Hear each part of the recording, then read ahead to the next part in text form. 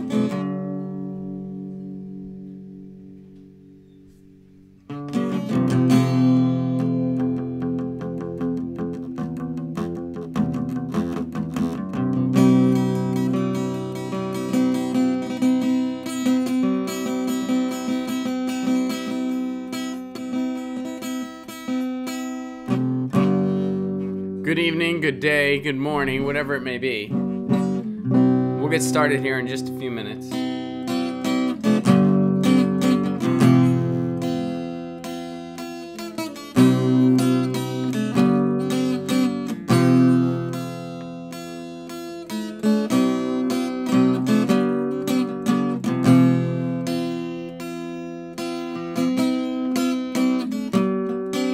What's up, Joe?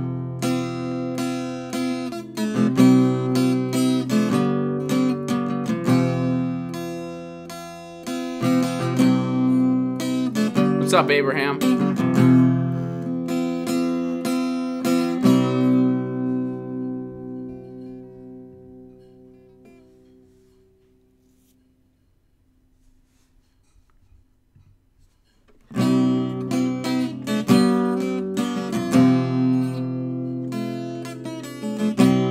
If you listen real closely, you can hear my cat eating her dinner, which is very exciting, I think.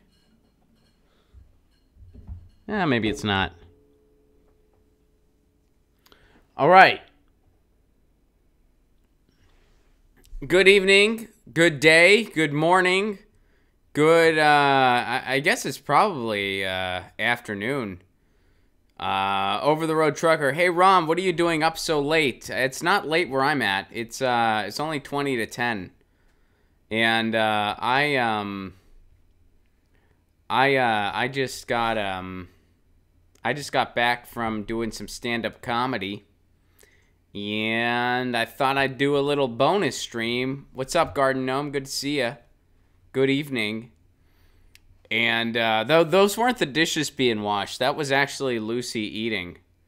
That was just the sound of her tag, like, banging against the bowl, if you will. So, a while back on the show, we did this article about climate change that referenced an academic paper called Deep Adaptation.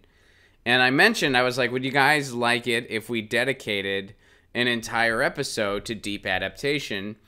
And I went through the comments. I went through y'all in the live chat. And a bunch of people said yes. So I figured I would do that as a bonus stream right now, because I'm going to be on the road some next week. I'm touring next week. So I thought we would do a bonus stream or two this week. Hopefully I'll get to do another one as well. But this is going to be the first one. This is an extra bonus stream. I've been grinding taxes paper. Oh, God. Garden Gnome, that's terrible. Ugh. I haven't done mine yet. I prolong it as long as I freaking can. I'll be honest. What's up, Austin? Thank you for that. Please do smash the like button. I appreciate it very much. And so let's get started. So that's what deep adaptation is. Deep adaptation is this paper on climate change written by an academic who, what's that guy's name? Let me go back to the Professor Jem Bendel. And he's worked for a couple different climate organizations before. He's an academic. He wrote this paper, and this paper started kind of going viral. And the big headline about it was that this is the paper that people are having to seek counseling for because it's so depressing.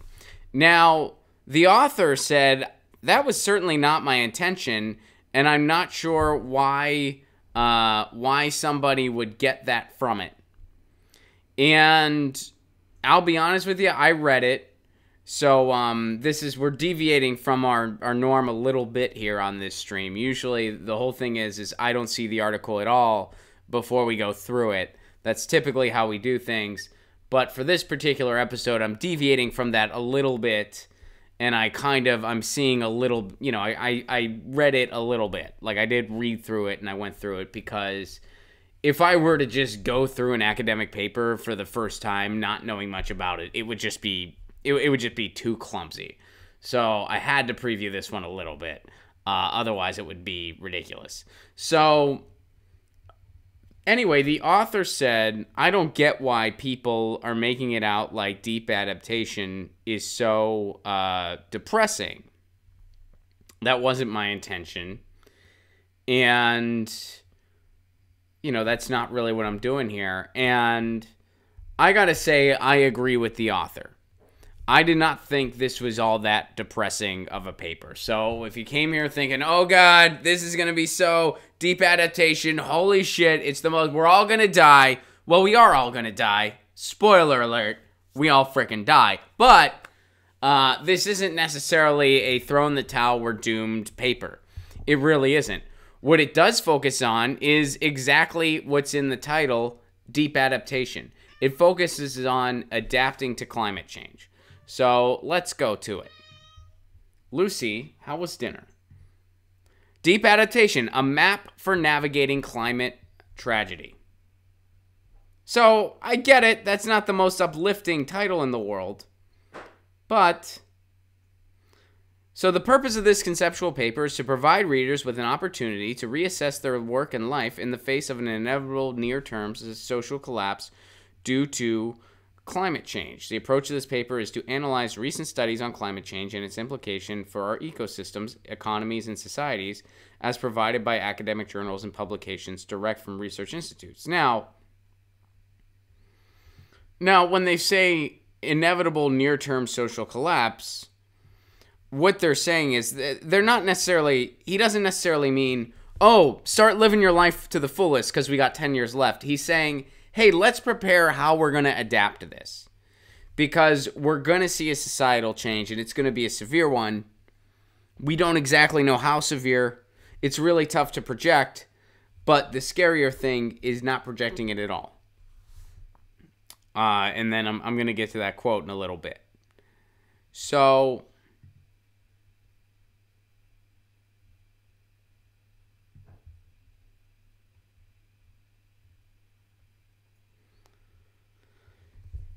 let's go to the introduction. Can professionals in sustainability management, policy, and research, myself included, continue to work with the assumption or hope that we can slow down climate change or respond to it sufficiently to sustain our civilization?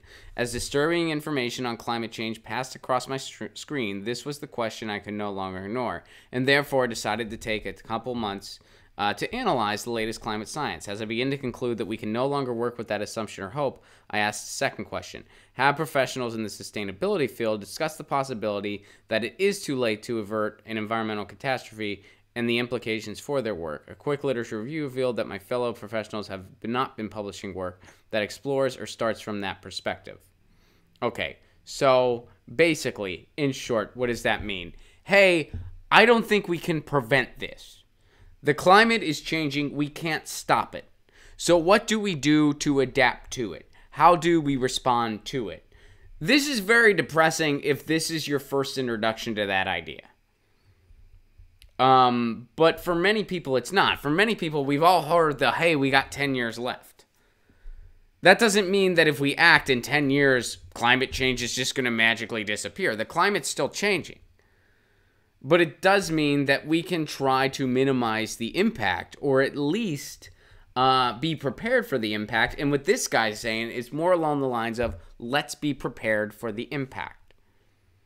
So now, I know that it sounds very kind of doom and gloom at first, but here's a segment of the paper I want to highlight. Let me see if I can scroll straight down to it, because I have it written down, but I feel like we can kind of go to it. All right, here we go. Looking ahead, the impacts I just summarized are already upon us, and even without increasing their severity, they will nevertheless increase their impacts on our ecosystem, soils, and seas. What are those impacts he's summarizing? Well, he's summarizing the rising, what's been going on with CO2, the melting ice caps, the rise of sea levels, all the kind of, and this idea, the ice-free Arctic. And he also talks about the idea of geoengineering and how it's likely will not have an impact as far as preventing this or stopping it.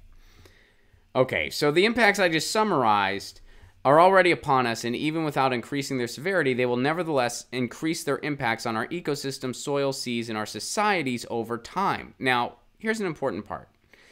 It is difficult to predict future impacts, but it is more difficult not to predict them.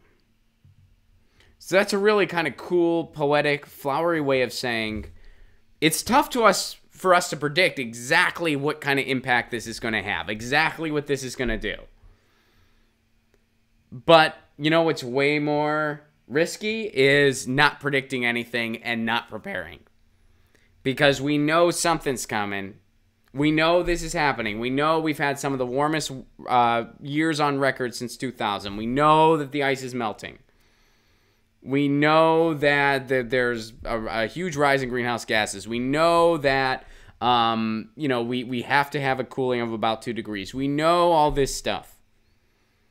So it's tough to exactly project the impact. But if we do nothing, if we prepare nothing, then that's way more dangerous. That's what he's saying here. All right, so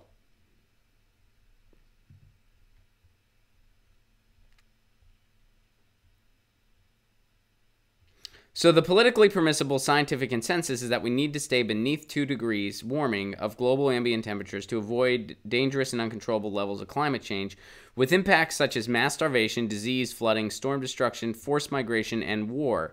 That figure was agreed by governments that were dealing with many domestic and international pressures from vested interests, particularly corporations.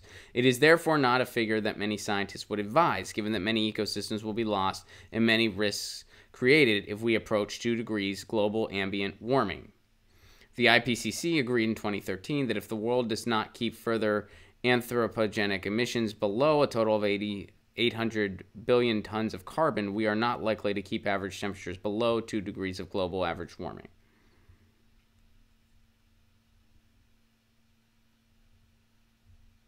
This situation is why some experts have argued for more work on removing carbon from the atmosphere with machines. Unfortunately, the current technology needs to be scaled by a factor of 2 million within 2 years, all powered by renewables, alongside massive emission cuts to reduce the amount of heating already locked into the system.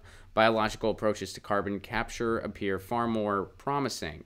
These include planting trees, restoring soils used in agriculture, and growing seagrass and kelp, amongst other approaches. They also offer wider beneficial environmental and social side effects.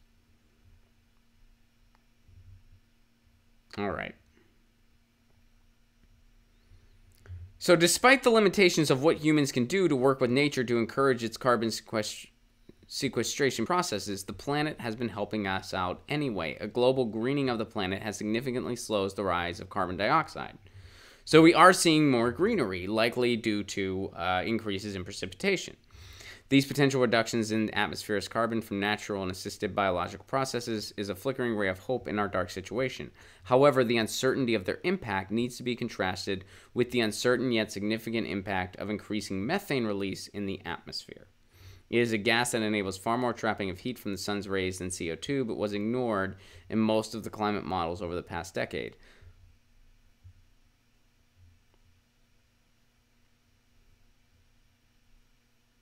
All right.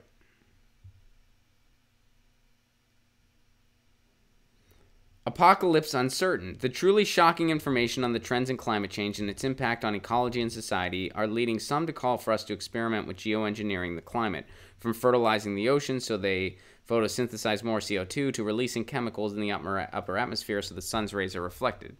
The unpredictability of geoengineering the climate through the latter method, in particular the dangers of disturbances to seasonal rains that billions of people rely on, make it unlikely to be used. The potential natural geoengineering from increased sulfur releases from volcanoes is not likely to make a significant contribution to Earth's temperatures for decades or centuries. It is a true... All right, so again, it is a truism that we do not know what the future will be, but we can see trends. We do not know if the power of human ingenuity will help sufficiently to change the environmental trajectory we are on.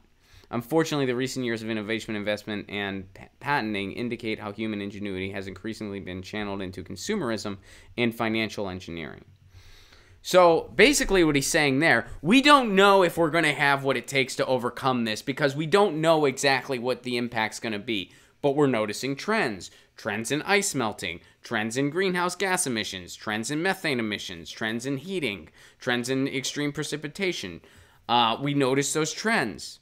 We also notice that as far as what we have done as humans, we've mostly just done stuff in the financial sector and things that cater to corporate interests. And he gets more into that in the paper too, by the way. We're going to explore some of those quotes later too. So he's basically saying, right now, the idea that geoengineering is going to get us out of this, according to this guy, ain't happening.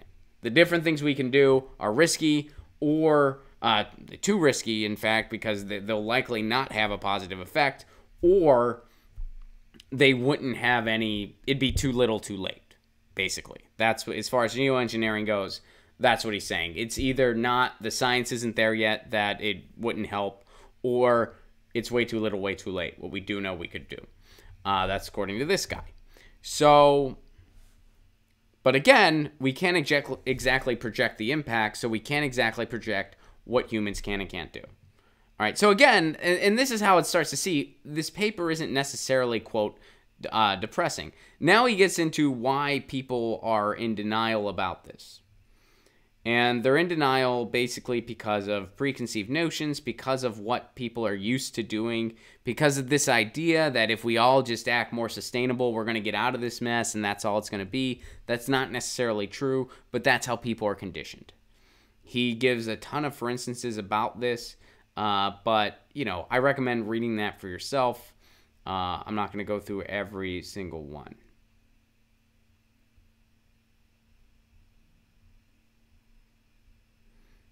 All right.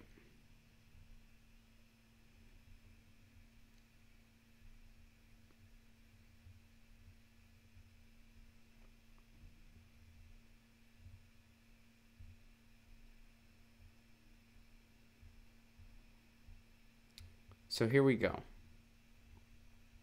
Here's the big meat, the conclusions. By the way, if you're ever skimming an academic paper, which we didn't really skim the paper per se, but if you're ever skimming an academic paper, spend a lot of time in the first paragraph in the abstract, spend a lot of time with the intro, and then spend a lot of time with the conclusion.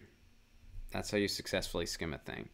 And a good speed reading technique, if you've never tried it, read the full first page, and then read the first sentence of every paragraph, and then read the full last page. You can do that for a book. Read the first page of every chapter, and then read the first sentence of every paragraph, and then the full last page of the chapter, and then just repeat that. I don't recommend it for everything, but sometimes when you really got to plow through stuff, it's kind of a good speed reading technique that I have found is relatively sound. It's not perfect, but it's relatively sound. So let's go to the conclusion. Conclusion: since records began in 1850, 17 of the 18 hottest years have occurred since 2000. Important steps on climate mitigation and adaptation have been taken over the past decade. However, these steps could now be regarded as equivalent to walking up a landslide. There you go. Walking up a landslide.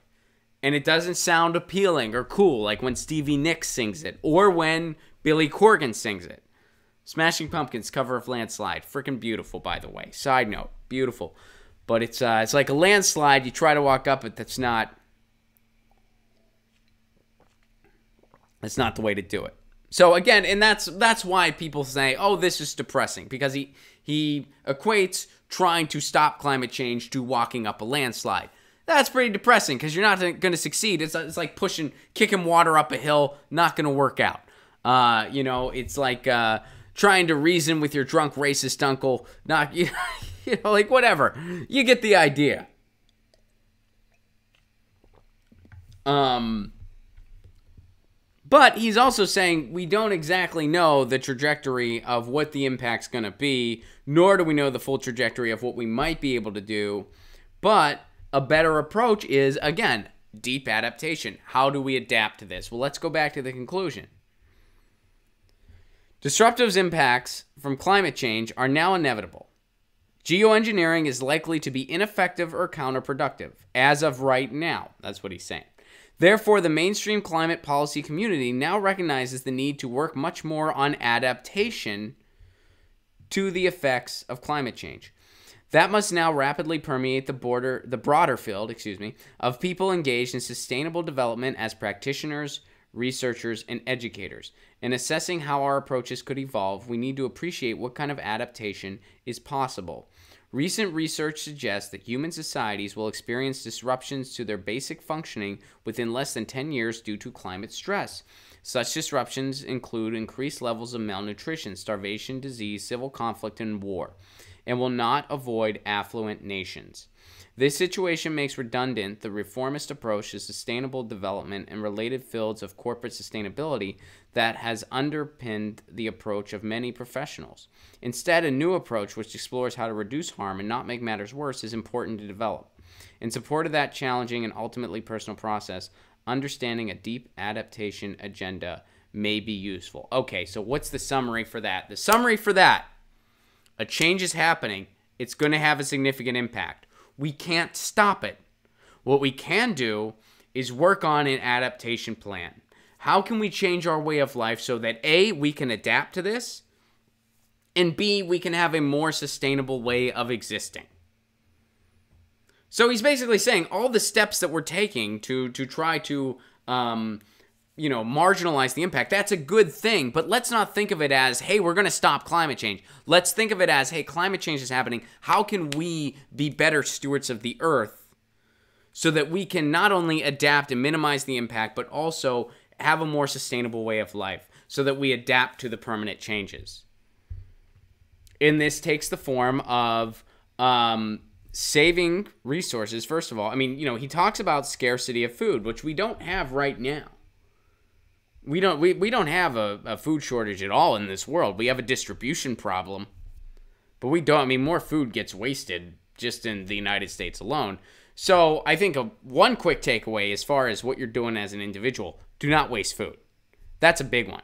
Do not waste food. And I've always been really, I've always tried to really, we all do. I'm not trying, but, when I was young, it was kind of ingrained in your head that, hey, a lot of people in the world are starving. You should never waste food. So, and, to this day, if I have leftovers from a restaurant or something, I usually try to give it to somebody. And if I don't find anyone to give it to, then I will bring it home and I will eat it. So I think that's a big takeaway. Don't waste food. Save seeds. And, try to get more greenery in the world. He's pointing out how there's just been this natural greenery happening, which I didn't know about, and that's actually a reason for optimism.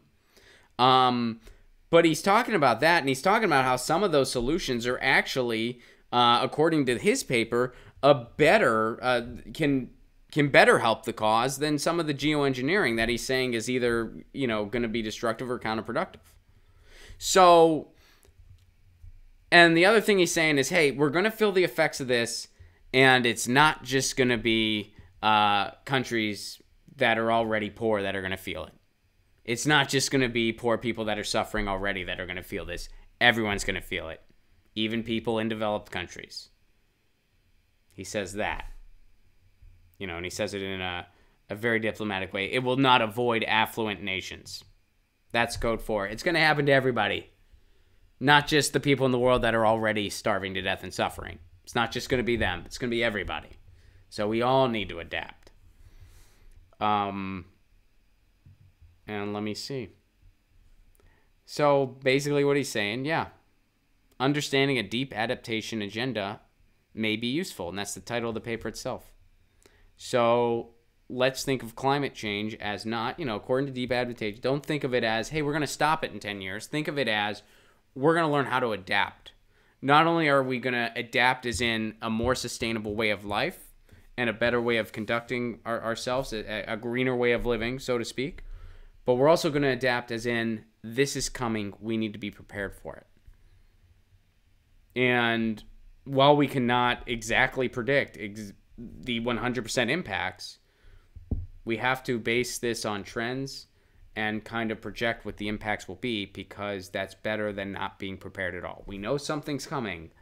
Let's be prepared. And hey, if we prepare for the worst and the worst doesn't happen, well then shit, we're ahead of the curve for once. And that's what this paper is.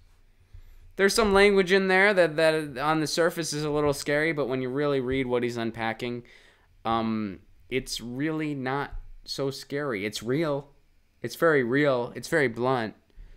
But it's nothing to be scared about. And it looks like there's some pretty good advice in there. So let me see what you guys are saying.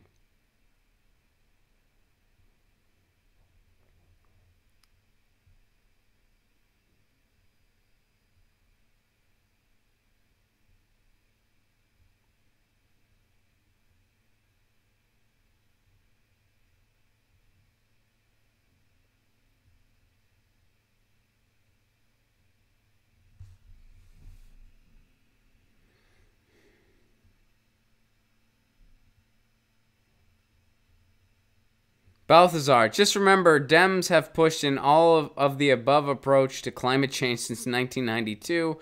I don't expect any green energy solutions from the D ballot. No, you might be right. We'll see. I mean, they're trying, the powers that be are trying to stop a Green New Deal.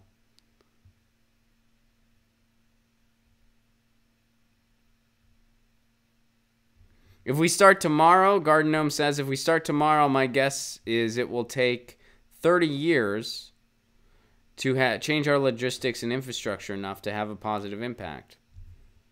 Well, then, we might as well start tomorrow. I think that's a good projection. So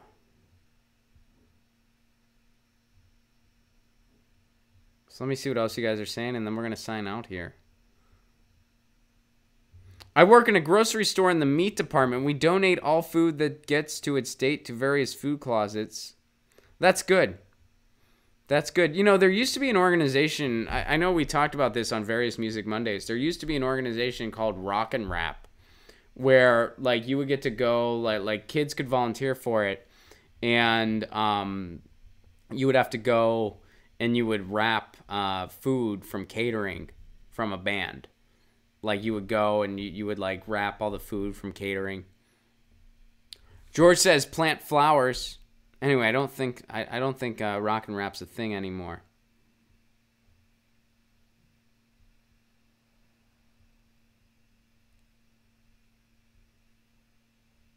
People didn't get a notification for this. Sorry to hear that.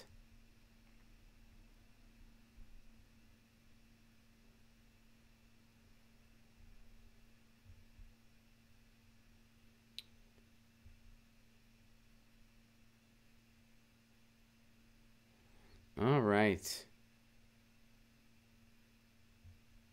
Well, guys, thank you so much for joining me. I appreciate it.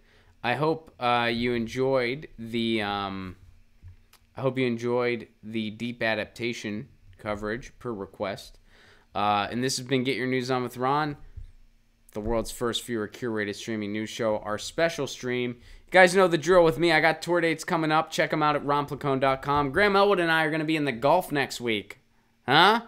We're going to be in Lafayette, Louisiana, Oxford, Mississippi, Pensacola, Florida, New Orleans, Louisiana. Check it out. And if you can, hey, if you want to support this show, please do consider becoming a patron. Patreon.com/RonPlacone. Give what you can, level. You get all kinds of exclusive content, including my album. And you help keep this show on the air. You help me do more bonus streams. You help me do more streams in general. So if you got an extra $1 a month, great. But if not, that's totally awesome too. Please like these videos, share these videos, tell your friends. And thanks for participating, and thanks for recommending this. I enjoyed going through this. I hope you did too.